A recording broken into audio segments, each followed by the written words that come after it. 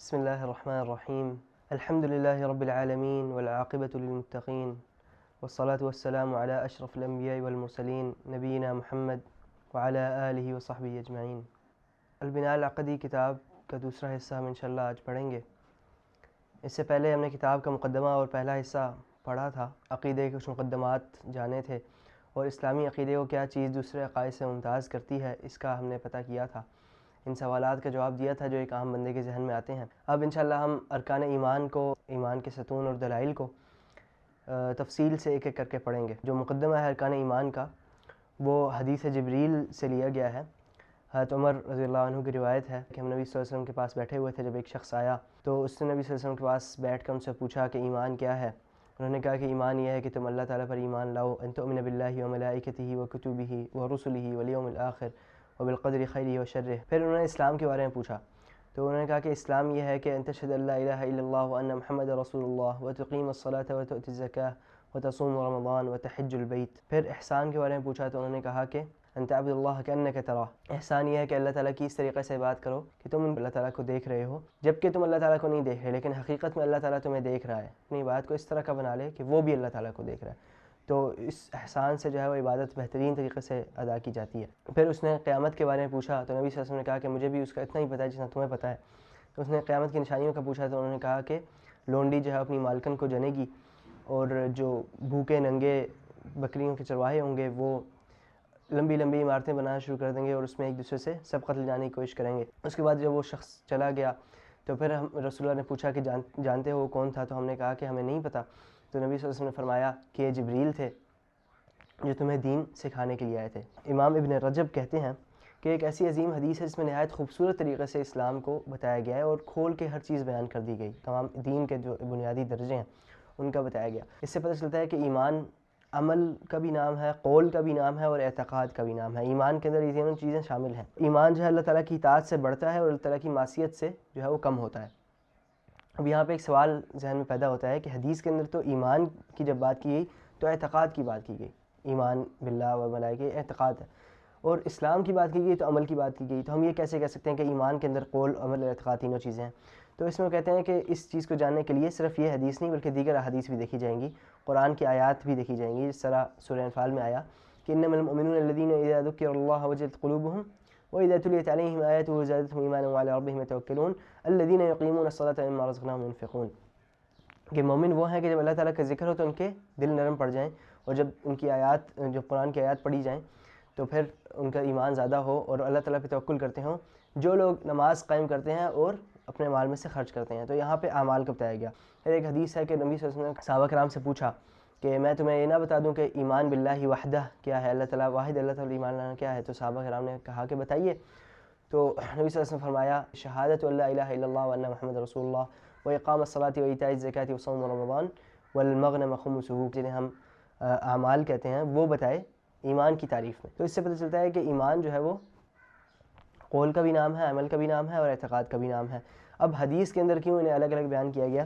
تو علماء کہتے ہیں کہ جب ایمان اور اسلام کا اکٹھے ذکر ہو تو پھر ایمان سے مراد اعتقاد اور اسلام سے مراد عمل ہوتا ہے، لیکن ویسے یہ دونوں چیزیں لازم و ملزوم ہے۔ جب ان کا الگ الگ ذکر ہوتا ہے تو دونوں کے اندر دونوں معاملات مراد لیے جاتے ہیں۔ حدیث جبریل ایک بہت بڑا ٹاپک ہے اور اس کی بہت زیادہ تفصیلات اور بہت جو ہے وہ لمبی شرح ہے۔ ایک کتاب ہے جامع العلوم والحکم، مشہور کتاب ہے ابن رجب کی، اس کے اندر دوسری حدیث یہ ہے، اس کی شرح بیان کی گئی ہے، وہ آپ فائدے کے لیے پڑھ سکتے ہیں۔ اسی طرح امام ابن تیمیہ کی کتاب ہے حدیث جبریل، شرح حدیث جبریل کے نام سے، یہ الایمان الاوسط، تو وہ کتاب بھی آپ اس سلسلے میں دیکھ سکتے ہیں۔ اب یہ تو مقدمہ تھا ارکان ایمان کا، جس میں ہمیں پتہ چلا کہ ارکان ایمان کیا ہیں اور ایمان کا بنیادی مطلب کیا ہے۔ اب آگے چلتے ہیں، ارکان ایمان کو ایک ایک کر کے پڑھتے ہیں۔ سب سے پہلا رکن جو ہے وہ اللہ تعالیٰ پر ایمان ہے، الایمان باللہ۔ اللہ تعالیٰ پر ایمان جو ہے وہ اصل الاصول ہے، تمام بنیادوں کی بنیاد ہے، اور جو باقی جو دیگر ارکان ایمان ہیں ان کا بھی جو اصل ہے وہ اللہ تعالیٰ پر ایمان ہے۔ جو رسولوں میں سے کچھ پر ایمان لائیں کچھ کو چھوڑ دیں، وہ کیا ہیں؟ وہ کفر پر ہیں، ٹھیک ہے، کیونکہ یہ کوئی جزوی چیز نہیں ہے۔ اللہ تعالیٰ پر ایمان کا مطلب ہے کہ تمام باتیں جو اللہ تعالیٰ نے بتائی ہیں، چاہے وہ حلال و حرام کے معاملات ہوں یا پھر یہ ارکان ایمان ہوں، ان کے اوپر ایمان لانا۔ اس لیے جب ہم نے عقیدے کی تعریف پہلے بیان کی تو اس کے اندر حلال و حرام اور امور الغیب کا خاص ذکر کیا گیا۔ یہاں پر جو رکن ایمان باللہ ہے اس کے اندر انہوں نے تین باتیں بیان کی ہیں۔ سب سے پہلے اللہ تعالیٰ کا وجود، اس کے دلائل، اللہ تعالیٰ کا وجود، اس کی ربوبیت اور عظمت اور ان کے دلائل۔ دوسرے نمبر پر انہوں نے اسماء اور صفات بیان کیے ہیں، اور تیسرے نمبر پر الوہیت جو توحید الوہیہ ہے اس کا بیان کیا ہے۔ تو سب سے پہلے اللہ تعالیٰ کے وجود پر بات کرتے ہیں۔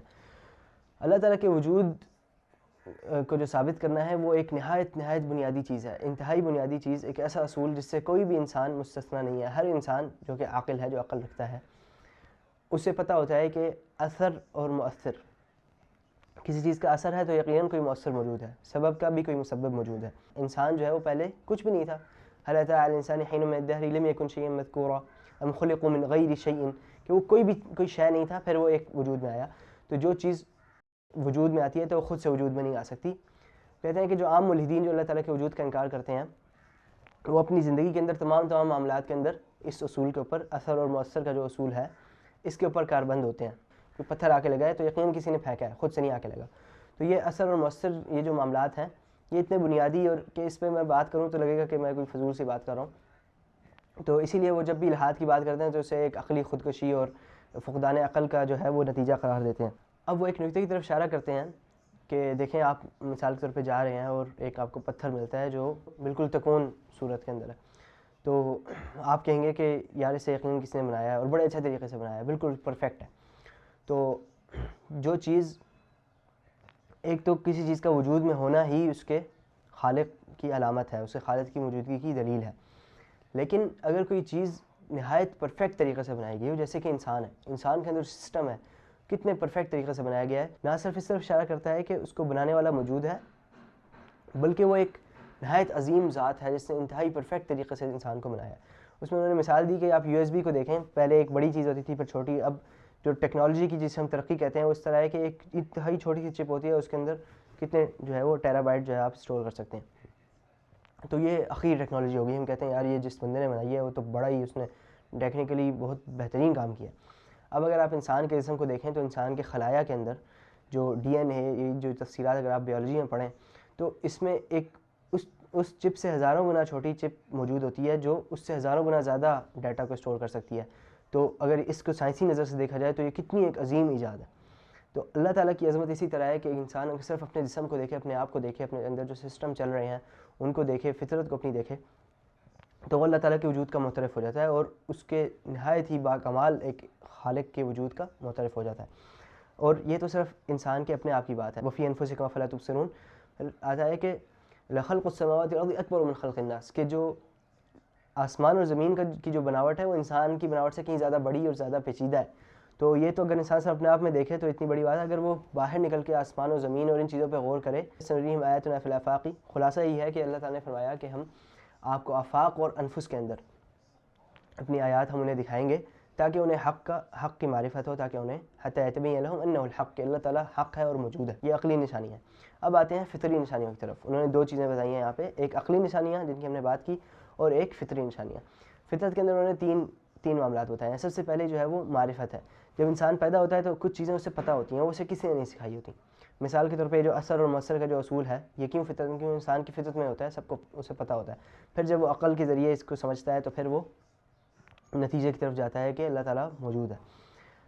لیکن یہ اصول جو اس کی فطرت میں ہوتا ہے، اسی طرح جز اور کل کا انہوں نے اصول بتایا، اس طرح کافی بنیادی اصول جو ہیں وہ معرفت انسان کے پاس پہلے سے ہوتی ہے۔ جب آپ غور کرتے ہیں کہ ایک چھوٹا سا بچہ جو ابھی پیدا ہوا ہے اس کے ذہن میں یہ معرفت ہے، مطلب جو بڑا ہوتا ہے تو پتہ چلتا ہے کہ اس کے ذہن میں یہ بات ہے، جبکہ اسے کسی نے نہیں بتائی۔ یقیناً کوئی ذات ایسی موجود ہے جس نے اس کے ذہن میں چیزیں ڈال کے بھیجا ہے، یہ معرفت اسے دے کے بھیجی ہے۔ تو یہ فطری طور پہ اللہ تعالیٰ کے وجود کی دلیل ہے۔ دوسرا معاملہ جو انہوں نے بتایا وہ ہے حاجت کا۔ انسان کی فطرت اس طرح ہے کہ اسے ایک مشکل کشا کی ضرورت ہوتی ہے۔ جب بھی انسان کسی مصیبت میں پڑتا ہے تو وہ کسی ذات کی طرف رجوع کرتا ہے جو اسے اس سے نجات دے سکے۔ وہ بتاتے ہیں کہ جو تمام قومیں ہمارے سے پہلے گزری ہیں، وہ کوئی سورج کی بات جو کرتا تھا یا چاند کی بات کرتا تھا یا بادلوں کی یا پتھروں کی بات، تو وہ کس وجہ سے کرتا تھا؟ مطلب ایسے ہی تھوڑی مزے کے لیے بات کرتا تھا۔ انسان اس لیے بات کرتا ہے، انسان اس لیے کسی کے لیے اپنے آپ کو جو ہے وہ کسی کے سامنے تسلیم کرتا ہے، کسی کی عظمت کرتا ہے، کیونکہ اسے حاجت ہوتی ہے، وہ حاجت روائی کی تلاش میں ہوتا ہے، تو وہ ان چیزوں سے مانگتا ہے۔ تو جو لوگ مثال کے طور پہ کسی پتھر کی بات کرتے ہیں اس لیے کرتے تھے کہ یہ پتھر بارش کا پتھر ہے، انہیں ہوتا تھا کہ ہم عبادت کریں گے تو ہمیں بارش ملے گی، یہ مسئلہ ہوگا تو فلاں بت کے پاس جائیں گے، کیونکہ انہیں پتہ ہے کہ انہیں ضرورت ہے ایک ایسی ذات کی جو ان کے مسائل کو پورا کرے، ان کی ضرورتوں کو پورا کرے۔ اسی لیے جب انبیاء علیہم السلام اپنی قوموں کے پاس آئے تو انہوں نے انہیں یہ بنیادی طور پہ یہ بات نہیں بتائی کہ اللہ تعالیٰ کے وجود کی کیا دلیل ہے. ٹھیک ہے, یہ تو اس دور میں اس پہ بہت زیادہ بات ہوئی ہے, لیکن انبیاء علیہ السلام نے یہ بات یاد دلائی. اصل میں یہ ساری چیزیں وہی ذات کرتی ہے, ٹھیک ہے, جو تم نے دوسروں سے جوڑی ہوئی ہیں. تو وہ جو قرآن میں آیا ہے کہ اف اللہ شک فاطر السماوات, کہ اللہ تعالیٰ میں بھی شک ہو سکتا ہے. جو پہلے اقوام تھیں انہیں اللہ تعالیٰ کے وجود کا پوری طرح اندازہ تھا, اس بات پہ تو کسی کو کوئی گمان تھا ہی نہیں کہ اللہ تعالیٰ موجود ہے نہیں. وہ تو شریک ٹھہراتے تھے, یا اللہ تعالیٰ ایک کے بجائے وہ کئی معبودوں کو بناتے تھے. تو یہ معاملات تھے جن میں اصل مسئلہ تھا, وجود اللہ کے اندر کوئی مسئلہ نہیں تھا. تو یہاں پہ وہی بات آ جاتی ہے کہ الحاد جو ہے وہ ایک جنون کا نام ہے, عقلی خودکشی کا نام ہے. اب آگے آ جاتے ہیں تیسرے معاملے کی طرف. تیسرا معاملہ انہوں نے بتایا کہ غریزت. انسان کے اندر اور جانوروں کے اندر ایک غریزت ہوتی ہے, کچھ اعمال ہوتے ہیں جو پیدا ہوتے ہی کرنے لگ جاتا ہے. مثال کے طور پہ انسان کو پتہ ہوتا ہے کہ اس نے غذا کہاں سے حاصل کرنی ہے, جو ماں کا دودھ ہوتا ہے اس کی طرف جو ہے اس کا جانا, پھر جو فطری طور پہ دو جو جنس ہیں ان کا باہمی ایک دوسرے کی طرف جھکاؤ, یہ ساری چیزیں اسی لیے جو ہم جنس پرستی اور جو معاملات ہیں انہیں غیر فطری کہا جاتا ہے. پھر اپنی اولاد کے لیے محبت, یہ چیزیں غریزت کے اندر آتی ہیں, یہ کوئی کسی کو نہیں سکھاتا, نہ کوئی کسی کو بتاتا ہے. تو یہ بھی اسی طرف اشارہ کرتے ہیں, کسی نے انہیں غریزت میں ودیعت کی ہیں چیزیں انسان کے اندر, تبھی جا کے وہ اس کے مطابق زندگی گزارا ہے. پھر جو قرآن میں آیا فَأَلْهَمَهَا فُجُورَهَا وَتَقْوَاهَا, اخلاقی طور پہ دیکھیں تو جو فطری طور پہ انسان ظلم کے مخالف ہوتا ہے, عدل کے حق میں ہوتا ہے, ٹھیک ہے, وہ سچائی کو پسند کرتا ہے, اپنے ساتھ کیے گئے احسان کا بدلہ احسان سے دیتا ہے, یہ ساری چیزیں غریزت کے اندر موجود ہوتی ہیں, اور یہ فطری طور پہ اللہ تعالیٰ کے وجود کی دلیل ہے. اچھا, خلاصہ یہ ہے کہ عقل اس ضرورت کی طرف اشارہ کرتی ہے کہ ایک کامل الہ اور خالق موجود ہونا چاہیے, اور فطرت جو ہے وہ مظاہر دکھاتی ہے کہ یہ چیز موجود ہے, اس وجہ سے آپ اللہ تعالیٰ کے وجود پہ یقین رکھیں, یہ چیز دیکھ رہے ہیں اس وجہ سے اللہ تعالیٰ کے وجود پہ یقین رکھیں. تو عقل جو ہے وہ ضرورت کا بتاتی ہے, اور فطرت اس کا مظہر دکھاتی ہے. کہ اسماء اور صفات جو ہے وہ اللہ تعالیٰ کی عظمت اور اللہ تعالیٰ کی ربوبیت اور وجود کے اندر ہی آتے ہیں, لیکن انہیں یہاں الگ سے اس لیے بیان کیا گیا ہے کیونکہ کچھ مسائل ہیں جو ان میں آتے ہیں, ان کا خاص ذکر کرنا ہے. تو اسماء اور صفات کا یہ معاملہ ہے کہ اللہ تعالیٰ کے نام ہیں جنہیں ہمیں پڑھنا چاہیے, یاد کرنا چاہیے, اور لکھتے ہیں کہ خاص طور پر نوجوانوں کو ان کے ذریعے اللہ تعالیٰ سے عبادت کریں, کیونکہ ان سے جب آپ اللہ تعالیٰ کے ناموں کا ذکر کرتے ہیں, انہیں سمجھتے ہیں, تو اللہ تعالیٰ سے محبت میں بھی اضافہ ہوتا ہے اور اس کی قربت بھی حاصل ہوتی ہے. تو قرآن میں آیا وَلِلَّهِ الْأَسْمَاءُ الْحُسْنَى فَادْعُوهُ بِهَا, کہ اللہ تعالیٰ کے جو نام ہیں, جو مبارک نام ہیں, ان سے انہیں اللہ تعالیٰ کو پکارا جائے. خاص طور پہ انبیاء علیہ السلام نے جس طریقے سے اللہ تعالیٰ کو پکارا ہے, تو ہمارا ایمان ہے کہ سب سے اللہ تعالیٰ سے قریب جو بندے تھے وہ اللہ تعالیٰ کے نبی انبیاء تھے, اور پھر سب سے زیادہ قریب نبی صلی اللہ علیہ وسلم تھے جو کہ سید البشر ہیں. تو ہمیں اس طریقے کو باقاعدہ اسٹڈی کرنا چاہیے کہ وہ کس طرح اللہ تعالیٰ کو پکارتے تھے, مختلف معاملات کے اندر مختلف طریقوں سے پکارتے تھے. تو ہمیں بھی اس طریقے سے پکارنا چاہیے تاکہ ہماری دعا زیادہ سے زیادہ قبول کی طرف جا سکے. اور یہ دعا کے جو سنتیں ہیں اور دعا کے جو اخلاق ہیں جو بتائے گئے ہیں, ان کے اندر بھی یہ آتا ہے کہ جب دعا کی جائے تو اللہ تعالیٰ کے اسماء اور صفات بیان کی جائیں, اللہ تعالیٰ کے جو ہے وہ تعریف بیان کی جائے, اس کے بعد پھر اللہ دعا کرے. تو حدیث میں آتا ہے کہ 99 نام ہیں. اس کے بارے میں علماء کہتے ہیں کہ اچھا, حدیث میں آتا ہے کہ اللہ تعالیٰ کے 99 نام ہیں, من احصاها دخل الجنہ, جن نے ان ناموں کو جمع کر لیا یا جن نے گن لیا. احصا کا ہی مطلب ہوتا ہے, لیکن اس مطلب کے اندر اس سے مراد جو ہے اس حدیث کی, اس میں کچھ علماء نے مختلف باتیں لکھی ہیں. کسی نے کہا کہ احصاء کا مطلب انہیں گن لینا ہے, کسی نے کہا کہ ایک دعا کے اندر ان سب کا ذکر کرنا, اس کا یہ مطلب ہے. کسی نے کہا کہ اس کا مطلب ہے کہ ان کو سمجھا جائے, ان کو بالکل یاد کیا جائے, اس کا یہ مطلب ہے احصاء کا. اس حدیث میں یہ مطلب نہیں ہے کہ صرف 99 ہی نام ہیں. اس حدیث میں یہ بتایا جا رہا ہے کہ جو اللہ تعالیٰ کے ناموں کے ساتھ یہ معاملہ کریں گے, ان کو یاد رکھنے کا, ان کو سمجھنے کا, ان کو دعا میں استعمال کرنے کا, وہ جنت میں جائیں گے. تو اصل میں یہ حدیث بشارت ہے, نہ کہ یہ کوئی خبر یا اصول ہے کہ اللہ تعالیٰ کے 99 نام ہیں. اور اسی طرح آپ دیکھیں تو جو احادیث ہیں جس میں 99 نام بیان کیے گئے ہیں وہ صحیح نہیں ہیں, ٹھیک ہے. اکثر جو اللہ تعالیٰ کے 99 نام ہیں وہ مکمل طور پہ کسی حدیث کے اندر نہیں آئے کہ یہ 99 نام اللہ تعالیٰ کے موجود ہیں. وہ مختلف جگہوں پہ آئے ہیں, کچھ نام ہیں جو قرآن کے اندر آئے ہیں, کچھ احادیث کے اندر آئے ہیں. اور دوسرا یہ کہ آپ قیامت کے واقعات پڑھیں تو نبی صلی اللہ علیہ وسلم جب اللہ تعالیٰ سے دعا کریں گے تو اللہ تعالیٰ انہیں ایسے نام بتائے گا جو پہلے کبھی کسی کو نہیں بتائے ہوں گے. اور جو ہم دعا کرتے ہیں, آپ نے کبھی سنی ہوگی کہ اِنَّا نَسْأَلُكَ بِكُلِّ اسْمٍ هُوَ لَكَ أَوْ اسْتَأْثَرْتَ بِهِ فِي عِلْمِ الْغَيْبِ عِندَكَ, آپ کے ایسے نام بھی جو آپ نے علم الغیب میں رکھے ہوئے ہیں جو کسی کو نہیں پتا. تو مراد یہ ہے کہ اللہ کے نام جو ہے 99 نہیں ہیں, لیکن وہ جو 99 ناموں والی حدیث ہے اس کا اصل مقصد جو ہے وہ جنت کی بشارت دینا ہے. اب آ جاتے ہیں اسماء اور صفات کے اندر جو اختلافات ہیں اور جو گروہ ہیں. اس چیز کی طرف یہاں وہ اشارہ کرنا چاہ رہے ہیں, وہ یہ ہے کہ نبی صلی اللہ علیہ وسلم نے ایسے کوئی اصول نہیں بتائے تھے, نبی صلی اللہ علیہ وسلم نے ایسی کوئی پیچیدگیاں نہیں بتائی تھیں جو یہ لوگ بعد میں آ کے بتاتے ہیں. صحابہ کرام نے جب اسماء اور صفات کو سمجھا تو انہوں نے کوئی ایسی پیچیدگیاں نہیں دیکھی تھیں, ایسی کوئی پیچیدگیاں نہیں آپس میں ڈسکس کی تھیں کہ اگر اللہ تعالیٰ کا یہ نام ہے, یہ صفت ہے, تو اس کو اس طرح منسوب نہیں کیا جا سکتا, اس کا یہ مطلب لیا جائے گا, اس کا یہ مطلب لیا جائے گا, ٹھیک ہے. اللہ تعالیٰ کی یہ صفات جو ہیں وہ، کیونکہ اول تو کسی کے ذہن میں تھا ہی نہیں کہ ہم کسی معاملے میں اللہ تعالیٰ کو انسانوں سے جوڑیں. جب ہم کسی صفت کی بات کرتے ہیں مثال کے طور پر سننے کی، تو یقیناً اللہ تعالیٰ سنتا ہے اور وہ اس طریقے سے سنتا ہے جس طرح اس کی جلال اور اس کی عظمت کے مطابق ہے. لیس کمثلہ شیء، یہ ایک اصول ہے جو ہر مسلمان کے دل میں ہوتا ہے کہ اللہ تعالیٰ کی طرح کوئی چیز نہیں ہے. کوئی بھی معاملہ ایسا نہیں ہے کہ اللہ تعالیٰ اس سے کسی اور سے ملتا ہو. جب اللہ تعالیٰ نے کہا کہ میں سنتا ہوں، تو اللہ تعالیٰ یقیناً سنتا ہے. اب میں طریقے پہ تو کوئی بات نہیں کر رہا، نہ صحابہ کرام نے کی، نہ اس کو بتانے کی کوشش کی. اگر اپنے آپ کو صحابہ کرام سے جوڑتے، صحابہ کرام کے جو علم تھا اس کو دیکھتے، ان کے اس طریقے کو دیکھتے، منہجیت پہ چلتے مختصراً، تو پھر اس سب کی ضرورت تھی نہیں. تو وہ اس درد کی طرف اشارہ کرتے ہیں کہ اس وقت یہ بہت بڑا مسئلہ بن چکا ہے اور یہ بننا ہی نہیں چاہیے تھا. تو اس میں یقیناً کچھ علماء کی کوتاہیاں ہوں گی پہلے زمانے میں، اور خاص طور پہ یہ تب آیا تھا جب یونانی فلسفہ اور ہندو فلسفہ یہ ہمارے پر اثر انداز ہونا شروع ہوئے تھے، خاص طور پہ خلافت عباسیہ کے زمانے میں. تو اس وقت یہ سارے معاملات آئے تھے. اللہ تعالیٰ نے قرآن میں فرمایا ان اللہ یحب التوابین. بڑی دلچسپ بات ہے کہ اللہ تعالیٰ کہتا ہے کہ وہ توابین، توبہ کرنے والوں سے، پلٹ کے آنے والوں سے محبت کرتا ہے. اب یہاں پہ کیا پتہ چل رہا ہے آیت سے کہ اللہ تعالیٰ محبت کرتا ہے. کسی نے کہا کہ یہ کون سی محبت ہے، یہ کیسی محبت ہے؟ یہ وہ محبت ہے جو ہم آپس میں کرتے ہیں، نعوذ باللہ. اب جو گروہ ہیں جو اللہ تعالیٰ کی صفات کے بارے میں بات کرتے ہیں، وہ کہتے ہیں کہ محبت نہیں، محبت جو ہے یہ ایک انسانی صفت ہے، آپ اسے اللہ تعالیٰ سے منسوب نہیں کر سکتے. تو پھر ہم کیا کریں؟ اس آیت کا کیا مطلب ہے؟ وہ کہتے ہیں اس سے مراد کچھ اور ہے. اب دیکھیں، محبت جو ہے انسانی صفت ہے، لیکن مراد لینا اور مراد دینا یہ انسانی صفت نہیں ہے. کسی چیز سے کیا مراد لی جائے یہ ایک انسانی صفت ہی ہے نا.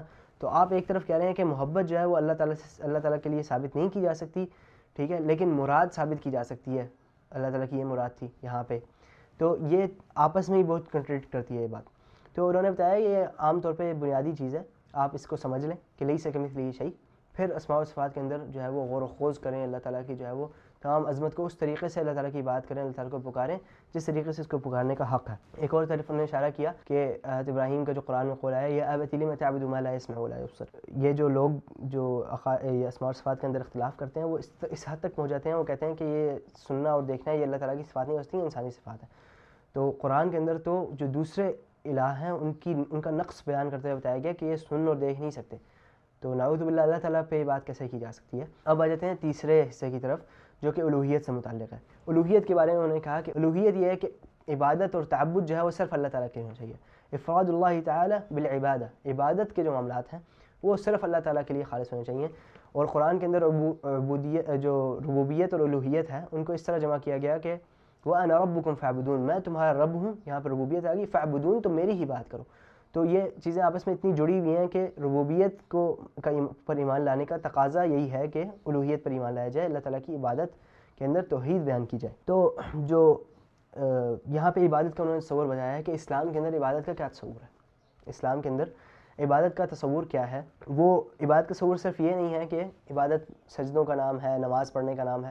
یقیناً یہ جو اعمال ہیں، ظاہری اعمال، یہ نہایت عظیم ہیں. ان کی جو حیثیت ہے یہ تو اسلام کے ستون ہے، روزہ، زکوٰۃ، یہ جو عبادات ہیں. لیکن یہ چیزیں اخلاص نیت اور دل کے جو خضوع ہے، دل کے جو تسلیم کر لینا ہے، اس کے بغیر ان کا فائدہ نہیں ہے. ٹھیک ہے، یہ لازم ملزوم ہے. جو عبادت ہے وہ کہتے ہیں عبادت کی بنیاد دل میں ہوتی ہے. اللہ تعالیٰ سے محبت، اللہ تعالیٰ کی عظمت، اللہ تعالیٰ کا خوف، یہ ساری چیزیں دل کی عبادات ہیں. تو اسلام کے اندر عبادت کا تصور ہے وہ اس سب کو ملا کے آتا ہے، صرف کسی ظاہری چیز سے یا صرف کسی باطنی چیز سے نہیں آتا. یہاں پہ ایک کتاب ہم نے پچھلی ویڈیو میں بتائی تھی محاسن الاسلام کے نام سے، جس میں اسلام کی خصوصیت بیان کی گئی ہے. اس کتاب سے انہوں نے کوٹ کیا ہے شیخ فرید الانصاری رحمہ اللہ کی کچھ باتیں بتائی ہیں. شیخ فرید الانصاری کہتے ہیں کہ یہ جو عقیدہ ہے یا جو ایمان بالالوہیہ ہے یہ اتنی عظیم چیز ہے کہ انسان اس کی لذت میں جب کھو جاتا ہے تو پھر اس سے نکل نہیں پاتا. وہ کہتے ہیں کہ جب میں نے دین کو پڑھا تو ایک عام طریقے سے پڑھا، بعد میں جب میرے اوپر الہ کا مطلب اور اللہ تعالیٰ کے سامنے سر تسلیم خم کرنے کا مطلب جب پتہ چلا، جب مجھے اس کا اندازہ ہوا، تو پھر میں نے دوبارہ سے دین کو پڑھا، پھر میں نے دوبارہ سے احادیث کو پڑھا، نبی صلی اللہ علیہ وسلم کے جو معاملات تھے ان کی سیرت کو پڑھا. تو مجھے احساس ہوا کہ ہر قدم پر جو بھی معاملہ، جو بھی عمل کیا گیا وہ یقیناً اللہ تعالیٰ کی محبت میں ڈوب کر کیا گیا. تو انہوں نے اس چیز کی طرف خاص اشارہ کیا کہ عقیدہ اور یہ جو بنیاد، یہ جو عبادت ہے، یہ ساری چیزیں ایک زندہ شے ہے، یہ ایک زندہ اور کیا کہتے ہیں متحرک چیز ہے جو انسان کے دل کو مکمل طور پہ جو ہے وہ جھکا دیتی ہے، اس کو سر تسلیم خم کرنے میں مجبور کر لیتی ہے، ہر معاملے میں اللہ تعالیٰ کی اطاعت کو مقدم رکھنے پہ مجبور کر دیتی ہے. جب انسان گہرائی میں جاتا ہے تو وہ پھر مطلب اس کی لذت اسے حاصل ہونا شروع ہوتی ہے، جو الوہیت کی اور عبادت کی جو لذت ہے۔ یہی چیز ہم نے پچھلی ویڈیو میں جو سعادت کے حوالے سے بات کی تھی، جو عقیدے کے فوائد ہیں اس میں سعادت العبودیہ، بندگی کی سعادت، اس کے بارے میں اس میں بتایا تھا کہ لذت جو حاصل ہوتی ہے وہ کتنی اہم ہے۔ یہ جو توحید بیان کی گئی، ربوبیت، الوہیت، اسماء اور صفات، اس کے کیا آثار ہیں، اس کے کیا پھل کیا ملتا ہے انسان کو؟ یعنی کہ انسان جو ہے وہ صرف اللہ تعالیٰ سے متعلق ہو جاتا ہے، اس کے علاوہ کسی بھی تعلق کو چھوڑ دیتا ہے۔ انسان جب اللہ تعالیٰ پر یقین رکھتا ہے کہ اللہ تعالیٰ سننے والا ہے، دیکھنے والا ہے، تمام معاملات کو جانتا ہے، تو پھر ضرورت ہی نہیں رہتی کہ وہ کسی اور کو پکارے، یا علی یا حسین یا نبی، ان کی ضرورت ہی نہیں پڑتی، مطلب کسی زندہ یا مردہ کو پکارنے کی ضرورت نہیں پڑتی۔ توحید کو اتنا جو ہے وہ عجیب بنا دیا گیا ہے، اس کے اندر یہ مذاق ڈال دیے گئے ہیں اموات، مردوں کو پکارنے کے، اور یہ سارے یہ بے بنیاد ہیں، ان کی ضرورت اور ان کا کوئی فائدہ ہے ہی نہیں۔ اگر انسان کا ایمان اور اعتقاد اس بات پر مکمل ہو کہ اللہ تعالیٰ موجود ہے اور اللہ تعالیٰ اتنا عظیم ہے، وہ سنتا ہے، دیکھتا ہے، تو پھر وہ سوچ بھی نہیں سکتا کہ وہ کسی اور کو پکارے کسی معاملے کے اندر۔ ابھی انہوں نے بات کی کہ توحید کے جو پھل ہیں، اب انہوں نے نقصان کی بات کی گئی۔ انہوں نے کہا کہ ایمان کے کمزور ہونے کی، دل کے اندر ایمان کے کمزور ہونے کی کیا نشانی ہے؟ تو پہلے یہی جو ابھی میں نے بتایا کہ دوسروں سے تعلق جوڑنا فائدہ ہے یا نقصان ہے، اس کے لیے کسی اور کی طرف رجوع کرنا، اس کی وجہ سے انسان جو ہے وہ ہزاروں سجدوں پہ مجبور ہوتا ہے۔ جب وہ اللہ تعالیٰ سے تعلق جوڑنے کے بجائے دنیاوی چیزوں سے تعلق جوڑ لیتا ہے، اللہ تعالیٰ سے منفعت طلب کرنے کے بجائے دوسرے لوگوں سے منفعت میں حد سے زیادہ گزر جاتا ہے۔ جائز منفعت کی بات کر رہا ہوں، اس کے اندر بھی کہ انسان جائز مطالبات کے اندر بھی اپنے آپ کو اتنا جوڑ لیتا ہے کسی چیز سے کہ وہ بھول جاتا ہے کہ اصل جو معاملات پورا کرنے والا ہے، چاہے وہ کوئی ابھی سامنے کا معاملہ ہو، جیسے میں نے یہاں سے جو پانی کا گلاس اٹھانا ہے، یا پھر یہ سارے معاملات جو ہیں یہ اللہ تعالیٰ کے ہاتھ میں، ٹھیک ہے؟ ہاں میں اپنی مدد آپ کر کے گلاس اٹھا رہا ہوں، لیکن اصل چیز تو اللہ، اگر میرا ہاتھ یہاں پہ رک جائے اور میں گلاس نہ اٹھا سکوں تو کیا ہے؟ اللہ تعالیٰ کے بغیر تو انسان کچھ بھی نہیں ہے۔ اللہ تعالیٰ کی قدم قدم پر، ایک ایک معاملات، ایک سانس لینے کے اندر بھی اللہ تعالیٰ کی جو ہے مرضی موجود ہے۔ ایمان کے کمزور ہونے کی علامت ہے کہ وہ اپنا جو تعلق ہے، انسان اپنا تعلق دوسری چیزوں سے جوڑ لیتا ہے۔ دوسری علامت انہوں نے بتائی الحلف بغیر اللہ، اس کو میرا خیال ہے شرک اصغر میں بیان کیا گیا ہے کہ یہاں پہ نبی صلی اللہ علیہ وسلم کی حدیث ہے کہ لا تحلفوا بآبائکم، اپنے باپ کی قسم نہ کھایا کرو۔ انسان جب قسم کھاتا ہے تو اس لیے کھاتا ہے کہ وہ اللہ تعالیٰ کی عظمت کو گواہ بنا کے کوئی بات کر رہا ہوتا ہے۔ قسم ایک ایسی چیز ہے جو اللہ تعالیٰ کے لیے ہی خالص ہونی چاہیے، اس میں جو عظمت ہے وہ اللہ تعالیٰ کو ہی کامل عظمت دینی چاہیے، اور کسی نبی صلی اللہ علیہ وسلم کی بھی قسم نہیں کھانی چاہیے۔ یہاں پہ وہ لکھتے ہیں کہ یہ صریح اس حدیث میں آ گیا اور ان معاملات میں واضح ہو گیا کہ مسلمان کے لیے جائز نہیں ہے کہ اللہ تعالیٰ کے علاوہ کسی بھی معاملے میں کسی اور چیز کی قسم کھائے، چاہے وہ کسی نبی کی قسم کھائے، یا کسی اپنی تلوار کی قسم کھائے، یا اپنے خون کی، اپنی ماں کی قسم کھائے۔ تو یہ ایمان باللہ جو تھا ہمارا پہلا موضوع۔ اب ہم ایمان کے دوسرے رکن، ایمان بالملائکہ کی طرف آتے ہیں۔ ایمان بالملائکہ جو ہے وہ ایمان بالغیب کے اندر آتا ہے، کیونکہ اللہ تعالیٰ نے ہمیں فرشتوں پر ایمان لانے کا حکم دیا ہے۔ یہ سارے معاملات جو ہیں جن کو ہم نے نہیں دیکھا، وہ ہم ان پر اس لیے ایمان لاتے ہیں کیونکہ ہم اللہ تعالیٰ پر ایمان لاتے ہیں، اس وجہ سے پھر اس کی کتاب پر ایمان لاتے ہیں، اور اس کے اندر موجود امور غیب کے اوپر ایمان لاتے ہیں۔ اللہ تعالیٰ نے جو ہے وہ امور غیب پہ ایمان لانے والوں کی خاص جو ہے تعریف کی ہے، الذین یؤمنون بالغیب ویقیمون الصلاۃ ومما رزقناہم ینفقون۔ آپ کسی ذات پر ایمان لائے ہیں تو اس کی بتائی ہوئی ہر چیز پہ، ہر معاملے پر مکمل طور پر ایمان لانا اس ایمان کے کمال کے اندر آتا ہے۔ اب وہ بتا رہے ہیں کہ منہجیت کیا ہے۔ انہوں نے یہاں ذکر کیا کہ منہجیت یہی ہے کہ ہم نے پہلے اللہ تعالیٰ کے وجود کے بارے میں پڑھا، اس کی عظمت کے بارے میں، اس پر مکمل ایمان کے بارے میں پڑھا، پھر ہم ابھی امور غیب کے بارے میں پڑھیں گے، ملائکہ کے بارے میں، پھر ہم رسولوں کے بارے میں پڑھیں گے، نبی صلی اللہ علیہ وسلم کی رسالت کی جو وہ ہے دلیل ہے، دلائل ہیں، ان کے بارے میں پڑھیں گے۔ تو یہ منہجیت ہے کہ آپ طریقے سے ہر چیز کو پڑھیں۔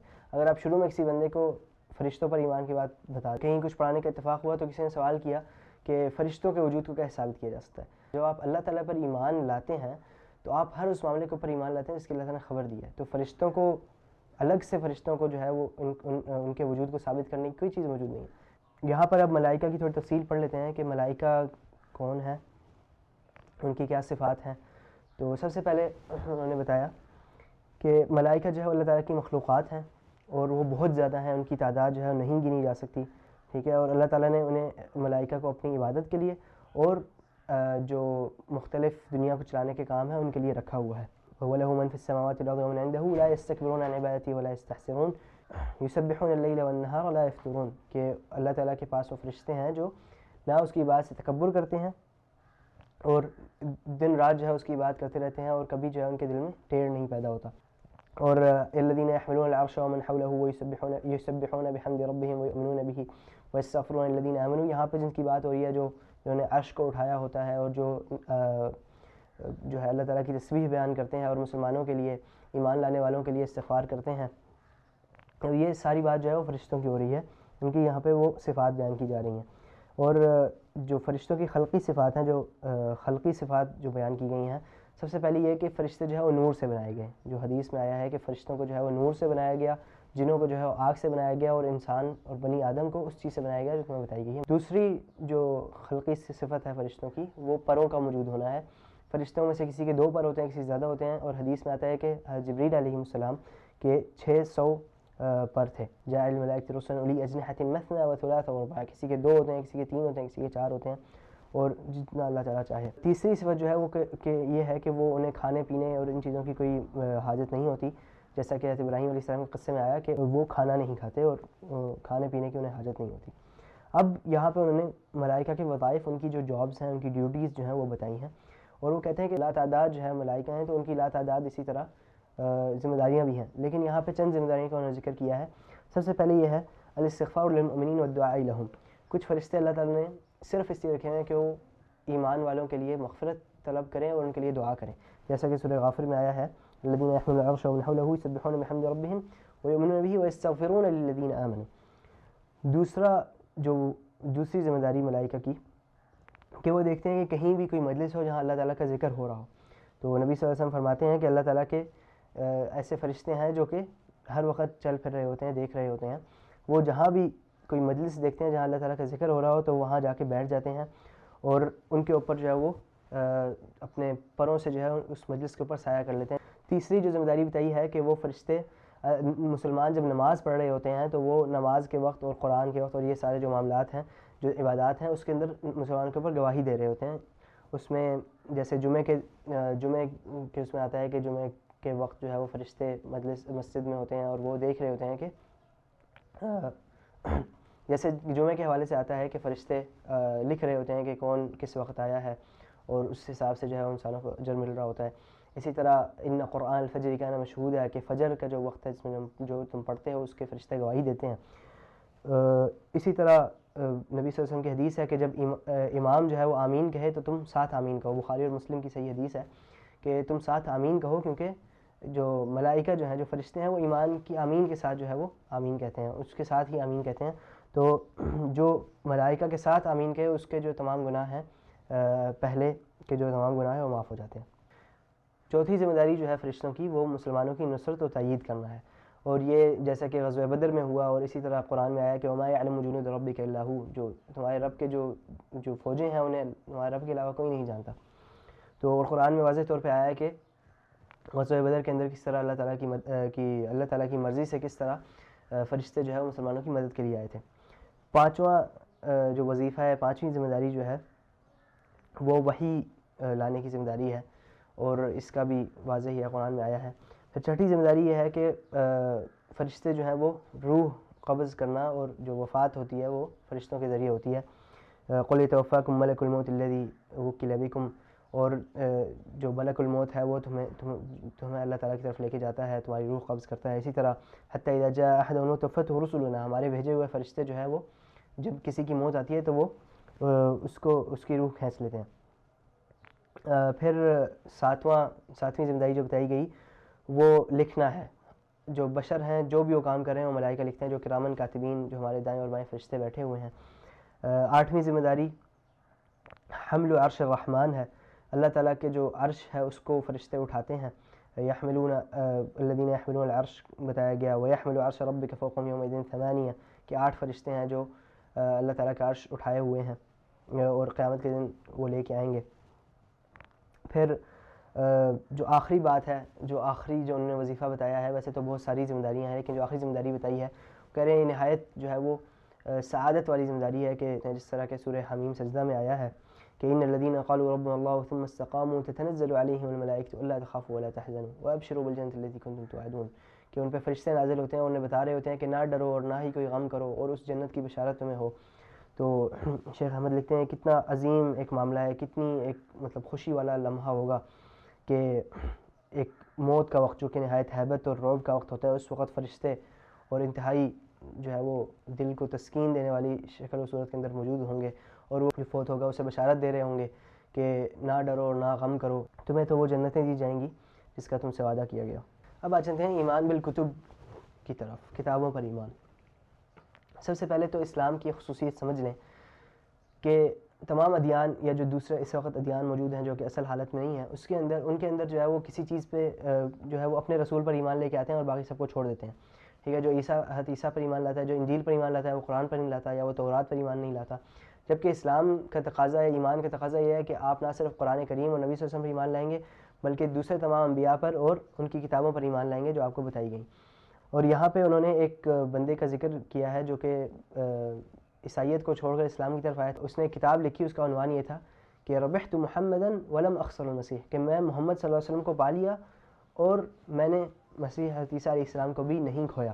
اور پھر اسلام کے اندر جب وہ دیکھتا ہے تو اسے پتہ چلتا ہے کہ اسلام کے اندر یہ نہیں ہے کہ صرف نبی صلی اللہ علیہ وسلم پر ایمان لایا گیا ہے، بلکہ اسلام کے اندر حضرت عیسیٰ علیہ السلام پر ایمان لانا ایمان کا حصہ ہے. تو وہ یقیناً متاثر ہوتا ہے کہ یہ دین جو ہے یقیناً یہی اللہ تعالیٰ کی طرف سے آیا ہے جو تمام ادیان کا بھی جو پہلے جو معاملات ہیں ان کا بھی خیال رکھتا ہے. تو اب وہ کہتے ہیں کہ ایمان بالکتب کی کیفیت کیا ہے. اس میں دو باتیں آتی ہیں، جو کتابوں پر اور رسولوں پر ایمان ہے اس کے اندر دو معاملات ہیں دونوں کے اندر. ایک ہے مجمل ایمان، جو مجموعی طور پر ایمان ہے، اور ایک تفصیلی ایمان ہے. مجموعی طور پر ایمان تو یہ ہے کہ ایسی کتابیں موجود ہیں جو اللہ تعالیٰ نے جو ہے کتابیں نازل کی، یہ مجموعی ایمان ہے. جو مفصل ایمان ہے، تفصیلی ایمان، وہ یہ ہے کہ انجیل جو ہے حضرت عیسیٰ کے پاس آئی تھی، تورات جو ہے حضرت موسیٰ کے پاس آئی تھی، زبور حضرت داؤد کے پاس آئی تھی. اور پھر اس بات پر ایمان لانا کہ جو یہ کتابیں ہیں جو ساری ہمارے سے پہلے موجود ہیں ان کے اندر تحریف ہوئی ہے. یہ ہمیں قرآن نے بتایا ہے کہ ان لوگوں نے اپنی کتابوں کے اندر اپنی طرف سے جو ہے وہ چیزیں ڈال دیں. اس پر ایمان لانا یہ ایمان کا حصہ ہے، تفصیلی ایمان کا حصہ ہے. اور یہاں پہ اگر تفصیلی اور اجمالی ایمان کی بات ہو رہی ہے تو یہ بات سمجھ لیں کہ اس میں کوئی فرق نہیں ہے، حیثیت کے حساب سے کوئی فرق نہیں ہے. یہ صرف اس لیے بتایا جا رہا ہے کہ سمجھ آئے، لیکن تفصیلی ایمان بھی اتنا ہی اہم ہے جتنا جو مجموعی ایمان ہے. یہ بات بھی آپ کو جاننی چاہیے کہ یہ مکمل طور پہ کتابیں محرف نہیں ہیں. یہ جو کتاب مقدس ہیں مکمل طور پہ نہیں ہیں. اس کے اندر ابھی بھی کچھ ایسی آیات ملتی ہیں جو قرآن کے اندر آیات سے مطابقت رکھتی ہیں اور صحیح فطری عقیدے کی طرف مطابقت رکھتی ہیں.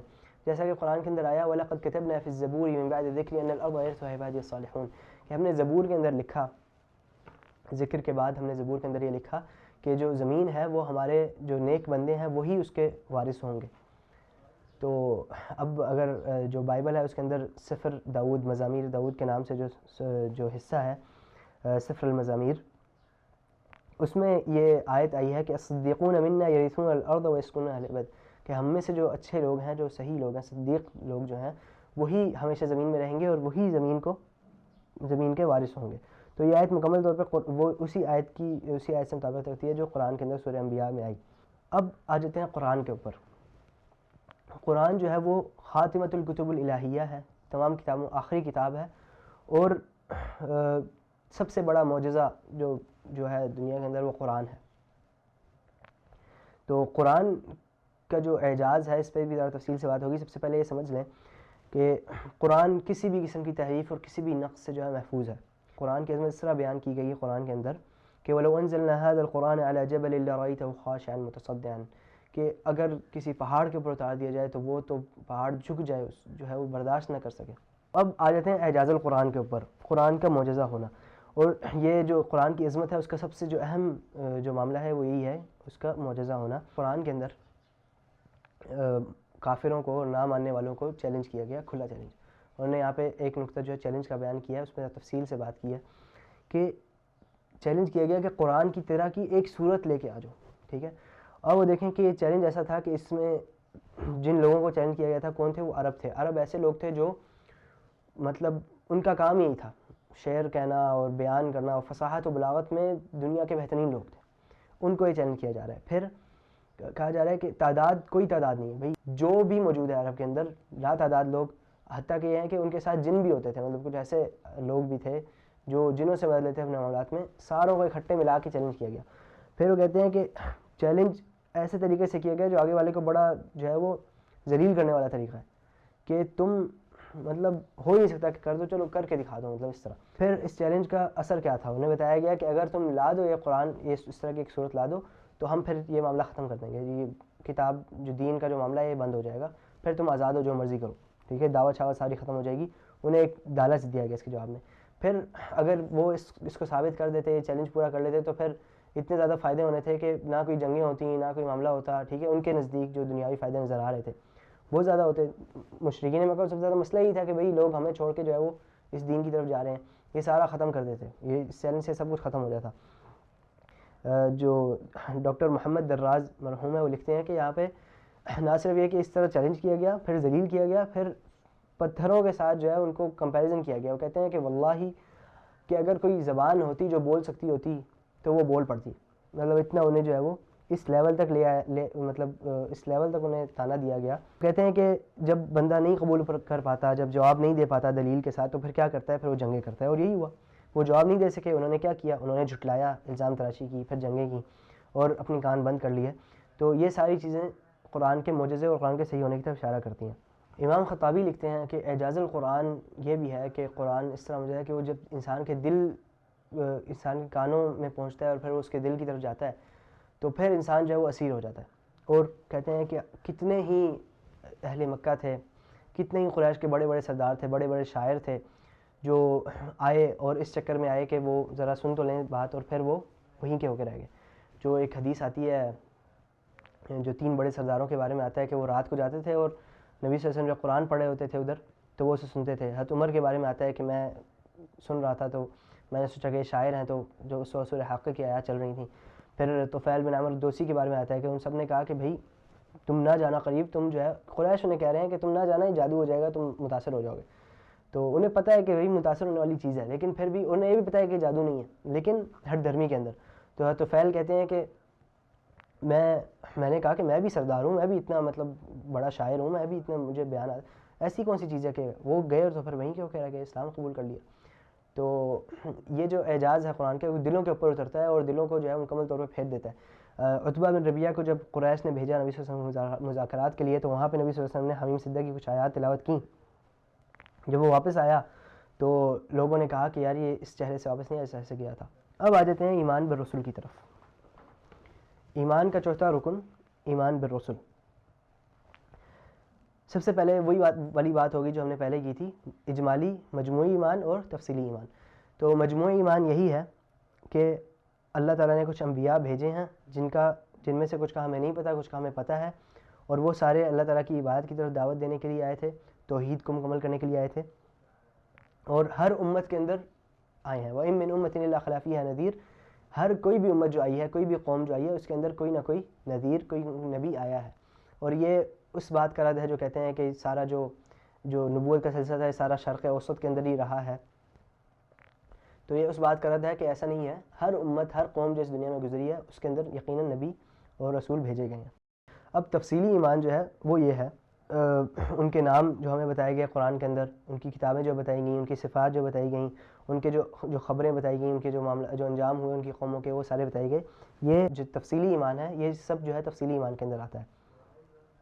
ایک معاملہ جو انبیاء پہ ایمان کے اندر یہ بات بھی آتی ہے کہ انبیاء کا دین ایک تھا اور ان کی شریعتیں مختلف تھیں، جس طرح کہ قرآن میں آیا ہے ما کان ابراہیم یہودی ولا نصرانی ولکن کان حنیفا مسلما، کہ ابراہیم بھی جو ہے وہ جو یہودی بھی نہیں تھے، نصرانی بھی نہیں تھے، بلکہ حنیف مسلم تھے۔ اسی طرح وہ کہتے ہیں کہ اسی طرح قرآن کے اندر آیا قولوا آمنا باللہ وما، یہ جو سورہ بقرہ کی آیات ہے کہ ہم اللہ تعالیٰ پر ایمان لائے، وما انزل علینا وما انزل الی ابراہیم واسماعیل واسحاق ویعقوب والاسباط وما اوتی موسیٰ وعیسیٰ والنبیون من ربہم، کہ وہی چیز ہے، ہم کہہ دو کہ ہم اس پر ایمان لاتے ہیں کیونکہ یہ ساری وہی چیز ہے، لیکن شریعتیں مختلف ہیں۔ جو شریعت نبی صلی اللہ علیہ وسلم کے اوپر آئی ہے وہ تمام پچھلی شریعتوں کو منسوخ کر دیتی ہے اور وہ ان سب کے اوپر لاگو ہو جاتی ہے۔ اب وہ بتاتے ہیں کہ جو مکذبین بالرسل ہیں، جو کہ رسولوں کو جھٹلاتے ہیں، ان کی کیا قسمیں ہیں۔ سب سے پہلے انہوں نے کہا کہ ملحدین جو ہیں، ملحدین جو ہے وہ یقیناً جو ہے وہ جھٹلاتے ہیں رسولوں کو، اللہ تعالیٰ کو بھی جھٹلاتے ہیں۔ جب ملحدین کا رد کیا جائے، جب ملحدین کے ساتھ بات کی جائے، ان کو دعوت دی جائے، تو انہیں اللہ تعالیٰ کے وجود کی طرف دعوت دی جائے گی سب سے پہلے۔ جب وہ اللہ تعالیٰ کے وجود پر ایمان لے آئیں گے تو اس کے بعد جو ہے وہ انبیاء کے اوپر ایمان لائیں گے، کیونکہ جو اللہ تعالیٰ موجود ہے اور جو اللہ تعالیٰ اتنا عظیم ہے جس نے انسان کو بنایا ہے، تو وہ یقیناً اس بات پہ قادر ہے کہ وہ رسولوں کو بھیجے اور ان کے ساتھ معجزات کو بھیجے۔ تو ملحدین کے ساتھ جب بات ہوگی تو اللہ تعالیٰ کے وجود کے اوپر بات ہوگی۔ پھر آ جاتے ہیں ربوبیون۔ ربوبیون کا انہوں نے بتایا کہ وہ لوگ ہیں جو خالق کے وجود پر ایمان رکھتے ہیں، ٹھیک ہے، لیکن اس کے علاوہ کسی چیز پر ایمان نہیں رکھتے دین کے اندر جو اشیاء موجود ہیں۔